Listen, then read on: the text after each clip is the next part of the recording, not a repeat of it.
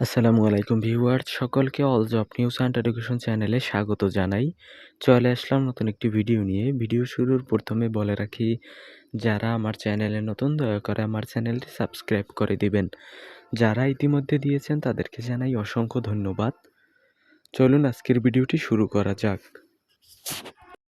আজকের ভিডিওর উদ্দেশ্য হচ্ছে, আমাকে অনেকেই জানতে চেয়েছিলেন আমার কাছে যে প্রাইমারি প্রধান শিক্ষকের পরীক্ষা প্রশ্ন কেমন হতে পারে, সহজ হবে না কঠিন হবে। দেখেন, আজকে সে বিষয়ে আলোচনা করব। তো পরীক্ষার প্রশ্ন সহজ হয় না কঠিন হয়, এটা ডিপেন্ড করে সম্পূর্ণ আপনার উপরে। কারণ দেখেন, একটি লোক যদি আপনার 2 বছর ধরে পড়াশোনার মধ্যে লেগে থাকে, আর একজন লোক যদি পড়াশোনার মধ্যে লেগে না থাকে, তাহলে কিন্তু আমরা বলতে পারি যে কে বেশি পড়াশোনা করছে এবং কে বেশি কম পড়াশোনা করেছে।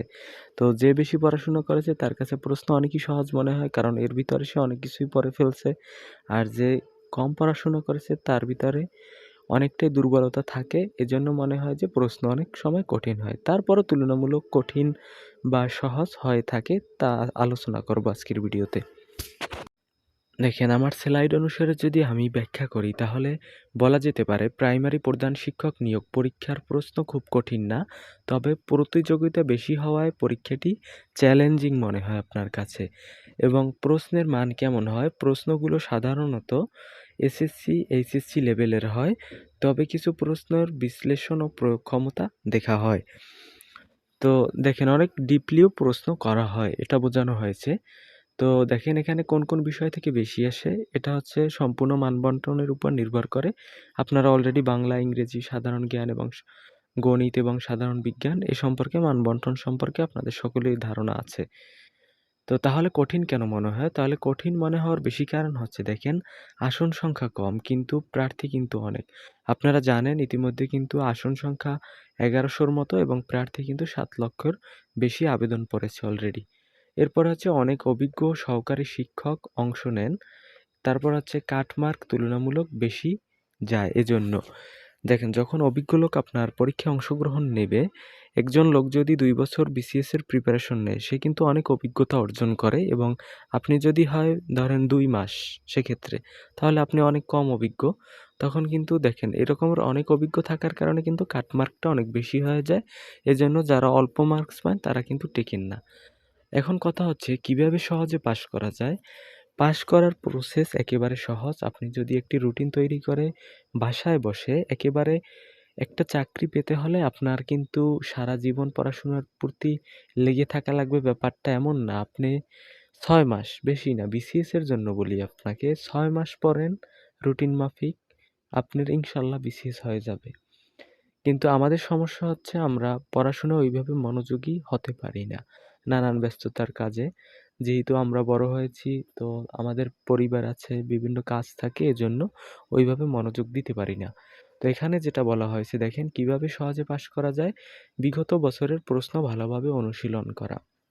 বিগত বছরের প্রশ্ন মানে হচ্ছে, আপনি যদি 10ম বিসিএস থেকে আপনি একেবারে যদি 50তম সর্বশেষ বিসিএস পর্যন্ত যদি প্রশ্নগুলো, যদি প্রশ্ন ব্যাংক ধরে ধরে তারপর ব্যাখ্যা সহ পড়েন, তাহলে এখান থেকে অনেক প্রশ্ন রিপিট হয়। শুধু যে প্রাথমিক সহকারী শিক্ষকের জন্য পরীক্ষা, প্রধান শিক্ষকের জন্য পরীক্ষাই আপনি এজন্য পড়বেন, ব্যাপারটা এমন না। বাংলাদেশের সকল চাকরির ক্ষেত্রেই বিসিএস এর প্রশ্ন রিপিট হয়। বিসিএস এর প্রশ্ন বিসিএসই রিপিট হয়। তো আপনি মনে করেন যে তাহলে অন্যান্য চাকরির পরীক্ষায় কি পরিমাণ রিপিট হতে পারে? এরপর বলা হয়েছে শিক্ষা সংক্রান্ত আইন। এরপর নীতিমালা ও প্রশাসনিক ধারণা পরিষ্কার রাখা। আপনার অবশ্যই কিন্তু প্রাথমিক যেমন প্রধান শিক্ষকের জন্য অবশ্যই প্রাথমিকের জন্য যতগুলো আপনার শিক্ষা সংক্রান্ত আইন আছে এবং নীতিমালা এবং প্রশাসনিক ধারণা বা কাঠামো আছে, এগুলো আপনাকে পরিষ্কারভাবে জানতে হবে। তো এখান থেকেও কিন্তু দেখবেন 2-3 মার্কস চলে আসে। এরপর হচ্ছে নিয়মিত মডেল টেস্ট দেয়া। মডেল টেস্ট দেওয়া বলতে, আপনারা যদি বাসায় নিয়মিত ওএমআর শিট কিনে তারপর যদি প্র্যাকটিস করেন, তাহলে কিন্তু অনেকটাই আপনার নিজের ভিতর কনফিডেন্স তৈরি হবে। এরপরে হচ্ছে 10ম বিসিএস থেকে যখন আপনার 50তম বিসিএস আগে আপনার পড়া হয়ে যাবে, এরপরের কাজটি হচ্ছে আপনি নিবন্ধন। দেখেন এখন কিন্তু রানিং আছে আপনার 18তম নিবন্ধন পর্যন্ত কিন্তু আপনার পরীক্ষাগুলো কমপ্লিট।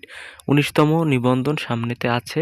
তো এই নিবন্ধন যতগুলো হয়েছে এই নিবন্ধনের আপনার প্রশ্নগুলো সমাধান করা। এরপরে হচ্ছে আপনার নিবন্ধন পড়া হয়ে গেলে এরপরে হচ্ছে বাংলাদেশে যে অন্যান্য চাকরির ক্ষেত্রে যত আপনার পরীক্ষাগুলো হয়েছে ওই পরীক্ষাগুলো ধরে, ধরে আপনি সমাধান করেন। তখনই দেখবেন কিন্তু বিগত সালের অনেক প্রশ্নই দেখবেন এর মধ্যে রিপিট হয়েছে। এবং বিশেষ করে গণিত এবং বিজ্ঞানের প্রতি আপনাদের অবশ্যই আগ্রহ থাকতে হবে। তো কারণ আবার একটা জিনিস একটু মাথায় রাখবেন, যেহেতু দেখেন সাধারণ জ্ঞানের ক্ষেত্রে বা বাংলার ক্ষেত্রে অনেকেই এগিয়ে থাকে। তাহলে আপনি যদি একটু কমন সেন্স খাটিয়ে যদি আপনি ইংরেজি লিটারেচার প্লাস গ্রামারের দিকে নজর দেন, তাহলে কিন্তু আপনি ওই ইংরেজিতে যদি এগিয়ে যান তাহলে কিন্তু আপনার চান্স পাওয়ার সম্ভাবনা বেশি থাকে। তো কমন জিনিস সকলেই পারে। তো আপনার দরকার হচ্ছে আনকমন বিষয়। এভাবেই কিন্তু পড়তে হয়। ভিউয়ার্স, তো আপনাদের উদ্দেশ্যে একটি কথা বলি, আমার জ্ঞান দেওয়ার মতো যোগ্যতা আপনাদেরকে নেই। তবুও বলে রাখি, অনেকেই যেহেতু কমেন্টে জানান যে ভাইয়া আমি কি করতে পারি, আমার বয়সসীমা শেষ, তো আমি কি করব, তাদের উদ্দেশ্যেই আমি কথাগুলো বলি। তো যদি আপনারা মনে কষ্ট পেয়ে থাকেন তাহলে ক্ষমা সুন্দর দৃষ্টিতে দেখবেন। তো তাদেরকে বলবো যে আপনারা কালকে থেকেই একটি বা আজকে থেকেই আপনারা একটি রুটিন তৈরি করুন। ওই রুটিন অনুযায়ী আপনারা পড়াশোনাটা চালিয়ে যান। আর যে দৈনিক আপনি ২ পেজ আপনার ২ পেজ ইংরেজি সাহিত্য পড়বেন, তারপরে ইংরেজি গ্রামার পড়বেন, আবার ২ পেজ আপনি অঙ্ক করবেন। এরপর হচ্ছে সাধারণ জ্ঞান পড়বেন। সাধারণ জ্ঞান পড়তে গেলে কিন্তু অনেক পড়া যায়। কিন্তু ইংরেজি যখন আপনি পড়তে যাবেন তখন কিন্তু আপনার অনেকটা সময় লাগবে। তো আপনি যদি দৈনিক আপনি এতটা টার্গেট থাকে যে আমি প্রতিদিন ইংরেজি লিটারেচার ১ পেজ পড়বো, অথবা আমি ইংরেজি একটা টপিক সাপোজ ন্যারেশন করব আজকে, কালকে ভয়েস চেঞ্জ করব। এভাবে যদি আপনি রাখতে পারেন, আপনার রুটিন মাফিক পড়তে পারেন তাহলে অনেকটাই এগিয়ে যাবেন ইনশাআল্লাহ। তবে দেখেন এক্ষেত্রে কিন্তু বারবার একটা জিনিস পড়তে হয়। কারণ আপনি একদিক থেকে পড়বেন আরেক দিক থেকে বলতে যাবেন। তো এইজন্য কিন্তু বারবার এটা রিপিট করতে হবে বা রিভিশনের মধ্যে রাখতে হবে। তো রিভিশনের মধ্যে রাখতে হলেও কিন্তু আপনাকে এটা বেশি, বেশি প্র্যাকটিস করতে হবে। তো এগুলো কিন্তু আপনারাও জানেন কিভাবে করতে হয়। তবুও আমি আগেই বলছি কিন্তু যে আমার যোগ্যতা নাই আপনাদেরকে জ্ঞান দেওয়ার মতো। তো তবুও আপনাদের কাছে ক্ষমা প্রার্থনা করছি। যদি কেউ কষ্ট পেয়ে থাকেন মনে, তাহলে ক্ষমা করে দিবেন। এবং এই মাফিক আপনারা যদি রুটিন তৈরি করে পড়তে পারেন তাহলে ইনশাআল্লাহ কোনো না কোনো চাকরি আপনার কপালে লেগে যাবে। কারণ হচ্ছে আপনার তকদিরে যা আছে আল্লাহ তাআলা হয়তোবা একদিন আগে হোক পরে হোক ইনশাআল্লাহ আপনার তকদিরে থাকলে ওটা পাবেনই। দেখেন প্রতিটা প্রাণীরই রিজিকের ফয়সালা আল্লাহ তাআলা করে রাখছে। তো রিজিক নিয়ে বেশি চিন্তিত না হয়ে আপনারা হতাশ না হয়ে পড়াশোনার প্রতি মনোযোগী দেন। ইনশাআল্লাহ কোনো না কোনো চাকরি আপনারা পেয়ে যাবেন। ধন্যবাদ সকলকে।